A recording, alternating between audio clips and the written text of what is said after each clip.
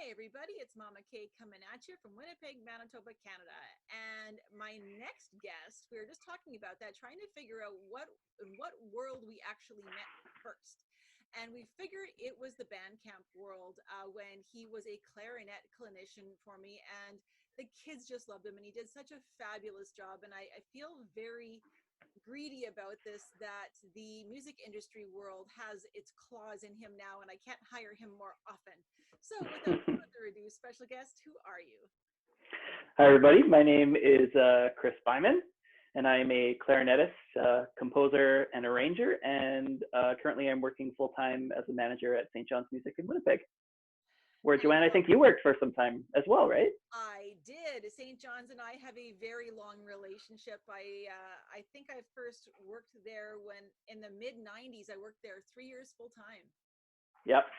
Wow. Way back, a guy named Jeff Sparrow came to the clothing store I was working at, and basically recruited me to work at St. John's Music, and I was so excited because it's like, women's clothing. It was nice, but man, I could work with instruments. Woohoo!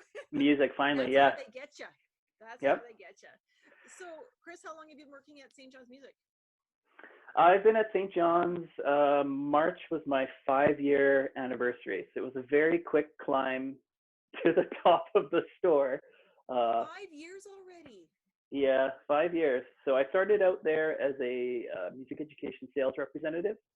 So the position where you go around to schools and you meet with teachers, which I enjoyed. Yeah, as a road rep. That's the street name, road rep.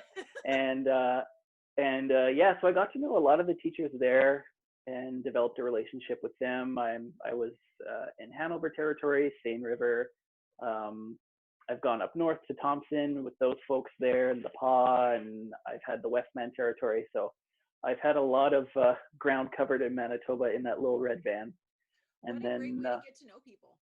Yeah, it was so great. And especially to just get back into the community after being gone for university and just getting to see how everything was working when I was gone. So it's wonderful. It was wonderful to be back in that stream again. I know for me, I would never, ever give that time back that I spent working at the music store, because what you learn about the different instruments, the community that you really get to understand, you get to learn everybody who's who. And I mean, I got so many private students out of working there. It was phenomenal. And even, clinic gigs when I left the store, right? It was the community and the connections that you make. Huge. Yep. Yeah, it's all about connections there, and it's just so important and wonderful to just get to know everyone. And then being a part of the big band festival, Optimist, now Classic 107, right? You see everyone there too, and you help put that on. I had no clue the amount of work that went into that, with John Balsillie running it, organizing it, and then the percussion that we have to provide and all that other stuff to make it run properly. It was just, yeah. I had no idea. I couldn't fathom. So it's a huge undertaking, right? And it's the week long, and it's, between the concert band and the jazz band, pretty eye-opening, isn't it? Yeah, very eye-opening. Yeah. So now, before you worked for St. John's, what did you do? I got the St. John's job, that road rep job, as soon as I moved back here to Winnipeg. I got my 2 degrees. I got 2 degrees in performance from Brandon University, and I was there from 2007 to 2013. So between 2013 and 2015, I was working for the Brandon Air Shuttle in Brandon, Manitoba. While my wife was a paramedic out in Surrey and Carberry, and then she got into nursing school here, and then we moved back here, and that's when I got the St. John's job. So I was pretty fresh out of school to get it, which was very lucky. Robert Clark, the previous manager to me, had hired me, which was great, and I'll always be in debt for Robert for doing that for me. So yeah. So I had no idea you were another Chris, clarinet Chris from Brandon.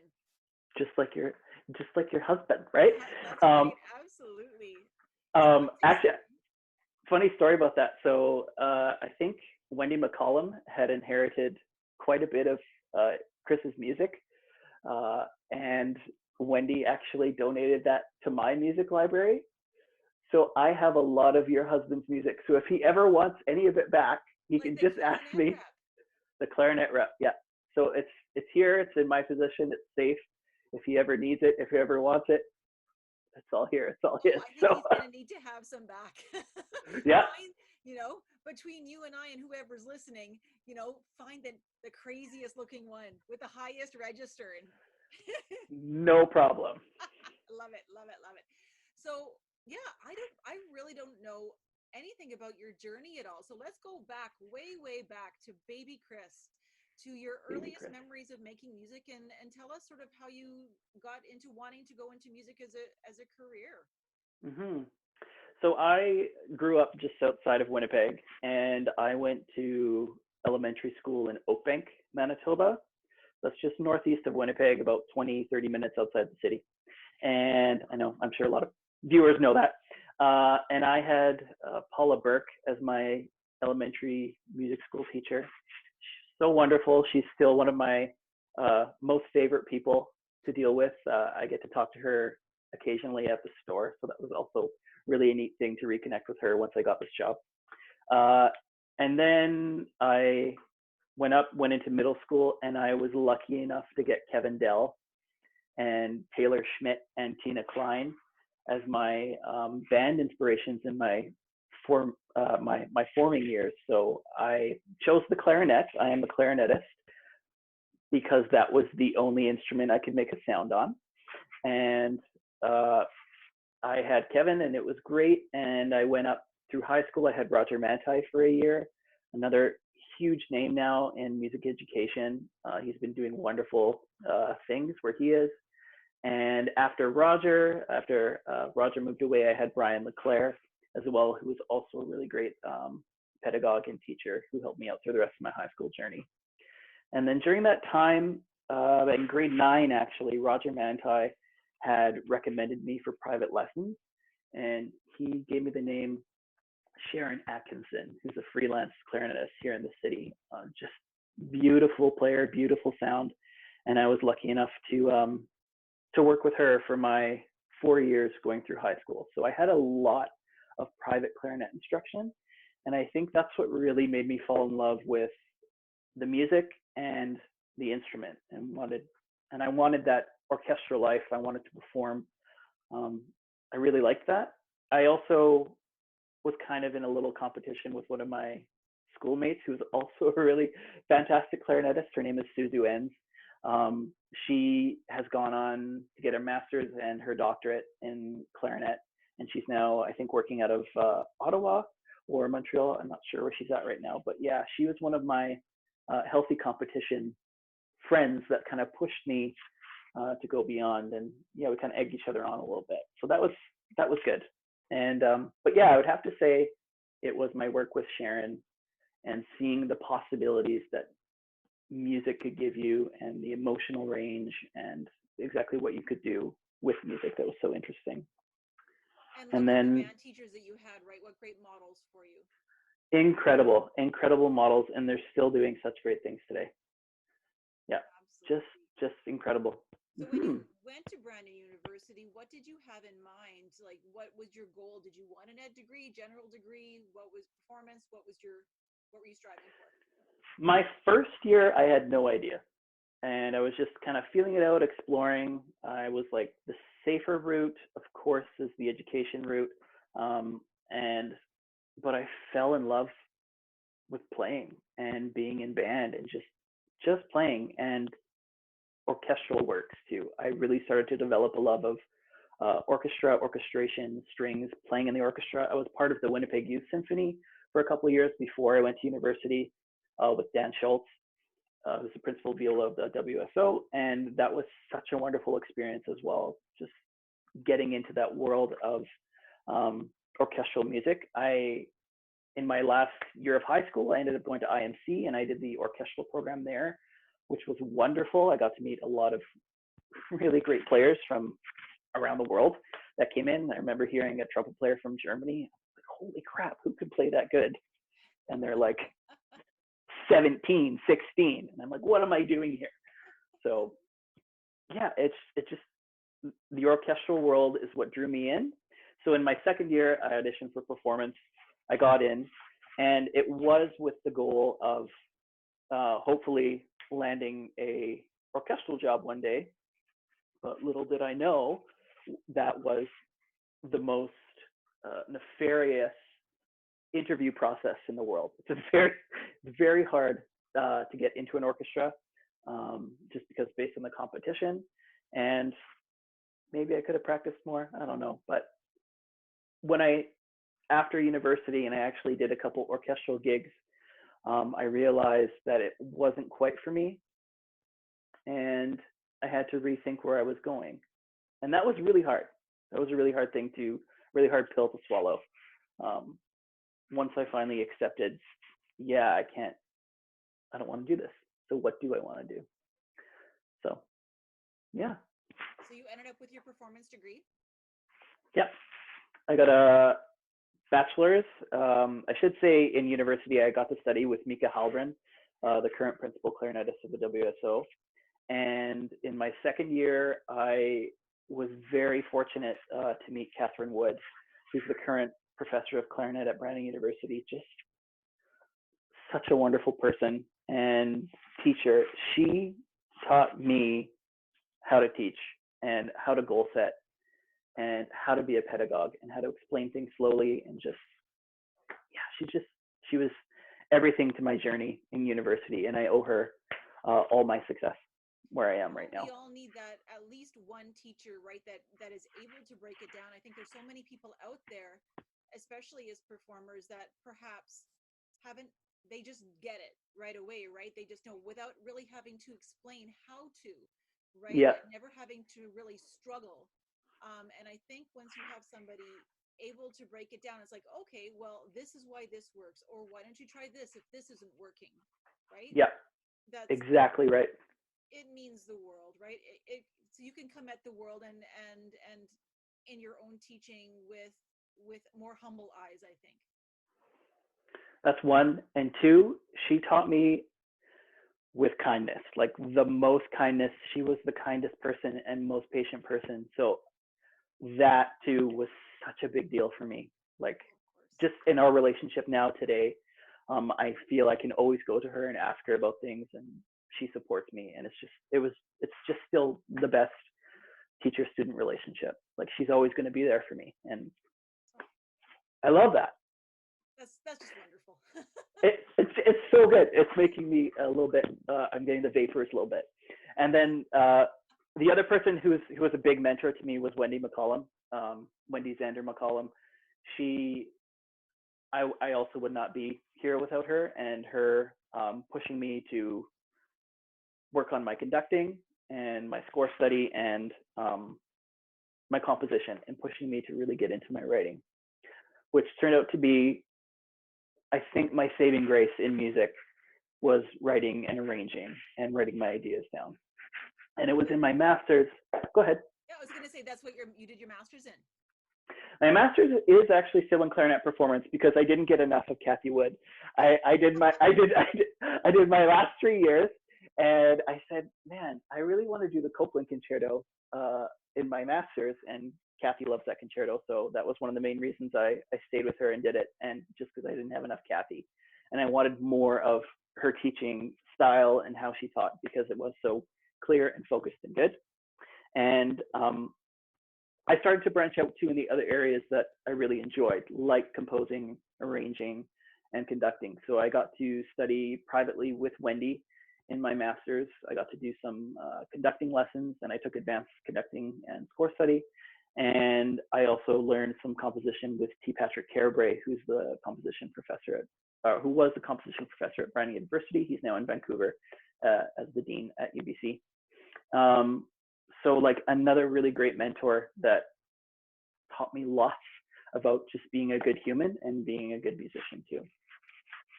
Well, and I mean, you shine in all those areas too. So, I mean, yes, they were great mentors, but I mean, that's just part of who you are, I believe, from what I know of you. So, thank you. So going down a rather different road here, remembering that it's a family show, Chris Byman, what is the weirdest gig or job that you've ever played or been involved in?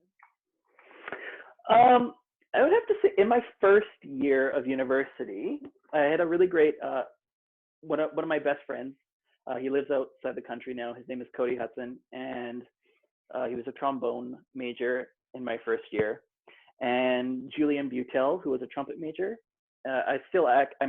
Julian is still in my circle of friends to this day. He's also a composer, wonderful trumpet player, just great guy, great human. And we formed a trio, a singing trio. And I'm not really a good singer, but Cody wanted to do all of these little pop tunes and these like 50s pop tunes. So he did all these arrangements, and the weirdest gig I did, it's a family show, but everyone was a little bit happy at this municipality of Springfield They had Christmas some party. Beverages, perhaps? Yes, they did. They had a few, and we sang horribly out of tune, and this microphone is in this trio. It was a wonderful time. It was super weird though, and I just remember feeling very out of my comfort zone, just very odd. So it was something that I wasn't used to. I was used to playing saxophone and clarinet, not singing. And so to do this, it was just so bizarre and weird. And I just, so yeah, something I'd never like to do again, but it was important in my development as a musician to just get up on stage and do it, right? It's important to know what you don't want to do. Exactly. Took me 4 years in university to learn that, but that's okay. That's what we do. So, I mean, you learned that lesson, but it's sort of a nice segue into our next question. There are some students that are watching or listening to this. Do you have any words of advice for kids that might be wanting to go into music as a career? Yes, I love this question so much. Things that I wanted to hear when I was in high school, the blunt truth.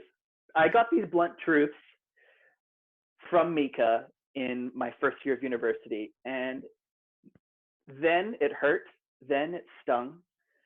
Now it's super important for me to pass those questions on to my kids as well whenever I'm teaching them in my own private studio. Things to think about. And so what to think about just depends on the stream that you want to go into. Some streams are more secure than others, right? The performance stream can be quite precarious. The job market is very competitive. So you have to have a voice, a unique voice, and that's number one. We all have that. Number two is luck, right? That's a lot of it comes down to luck and getting hired and found. So you can just kind of pick the path that you want. And I do look back and wonder if I had gone into the ed stream, where I would be now. That, retrospective question. But I've come to accept it. I've learned to trust myself. So that's number one, trust yourself. No, go with your gut. It's going to be okay. And just live with the choices that you make. You can't live with regrets, or you're always going to be looking behind your shoulder, right? And that's such a hard thing to do. That's been a big part of my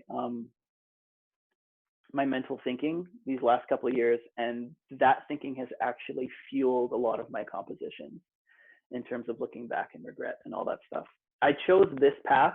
Now I understand, because this is where my heart was with music, and this is where my strengths were in performing. And I've come to accept that's what I do, and that's what I love to do. I think fear is a very important tool. That kind of, it's a very healthy thing to have. As a performance major, that was what I learned to do. I learned to deal with fear quite a bit, right? Performance anxiety. From a performance perspective, it's an extraordinary motivator. It puts you up on stage. It teaches you how to control your breathing, your standing, how to root yourself, how to calm yourself, and how to breathe. Wow, did I ever learn how to breathe when I was in university, right? In these terrifying moments of anxiety on stage. So I do think that fear should not be ignored or pushed to the side. It is something that's very important for your development. Accept it, realize it, feel it, and then move on. It does have a purpose. I think it's also important to not be afraid of time and the time that it takes for things to happen and to grow and to come into fruition. When I start writing a piece of music, Sometimes I have an idea of what it's going to be in the end, but sometimes I don't. And all it needs is time in my brain to kind of work itself out. So you might not be where you want to be right now, but you can be there with time, right? I cannot get to where I'm going and where I want to be without the connections and the people that I need to make. And I don't know who I'm going to meet, who's going to help me get where I need to go. And that's a super important thing, that you can't do this alone. You need the help of others. And that's what I love about our Manitoba community so much, is that everyone's just so willing to help and be there for each other and to help you get to where you need to go. I love that so much. I guess that was number 2, or B. C, or 3, is don't be afraid of plan B. So I think when you start a project, if you have an end goal in mind, to never be afraid of having a back door, having another way of getting there. This goes with teaching quite a bit. I learned this from Kathy and from some stubborn students who weren't getting what I was saying. I had to stop, reflect, and ask myself, what could I say differently to make this concept come across more clearly, right? If I'm writing a piece of music and I write something down and I take it to the commissioner and they're like, I can't play this. This is impossible. I need to have a plan B in my wheelhouse that I can offer them that still sounds good to me, still makes sense, still is musically satisfying, and they can play it. Plan Bs are great. This leads me to a really important point. If you want to go into performance, you're going through university, I'm all for it, but get a minor that's going to be a good teachable minor for when you're going through school. Indeed. I ended up spending a whole extra year when I went back to get my ed degree to get my teachable minor. Yeah. And this was my problem when I was struggling with maybe, what do I want to do after my music degree? Do I want to go and teach? Do I want to go into engineering? Do I want to go into pharmacy? I did have all of these doubts. I had all of these terrible, dark thoughts. And had I had that minor in, say, if I had taken all of my French courses, I would have been golden. I could have gotten my B.Ed in the 2 years. It wouldn't have taken me that extra year. So time is precious. Don't be afraid of time, though. It's very helpful to get that teachable minor. And number 4, learn how to do, I thought I was holding up 5 fingers. 4, learn how to do your taxes and basic record keeping principles. I've learned so much as a self-employed musician about keeping my receipts, tracking my driving where I go, keeping everything in line, so that at the end of the year, when I hand over everything to my tax specialist, they're not like, what have you been doing? This is just a mess. I just had a box of receipts that it took me days to go through, right, at tax time all the time. I wish. Yeah. You know, and I never get better at it, but every year I'm slowly getting more organized and I'm learning. So just things, you don't have to know that right away, but just keep that in the back of your head as you're going through school, that stuff matters as much as the notes. The numbers matter as much as the notes. And in terms of other advice, my main one is to just follow your voice all the time. Follow that little voice inside you. I actually have my favorite poem, because I'm still a child at heart. I love Shel Silverstein. I don't know if you can see that. Yes. I have. I think I have 3 or 4 Shel Silverstein books to myself. They were my favorite. Every single day we had library, I would go straight to the Shel Silverstein. Yep. This is from Falling Up, and the poem is called The Voice. I actually have this framed on my wall because it's so important to me. And it goes, there is a voice inside of you that whispers all day long. I feel that this is right for me. I know that this is wrong. No teacher, preacher, parent, friend, or wise man can decide what's right for you. Just listen to the voice that speaks inside. Always so important to me. You just got to trust yourself, trust your gut. I love it. I love it so much. It's helped me so many times. That's incredible. I hate to even ask you another question because what a way to end, but I'm going to ask you one more, and it doesn't have to be music related at all. These are strange times, as we all know.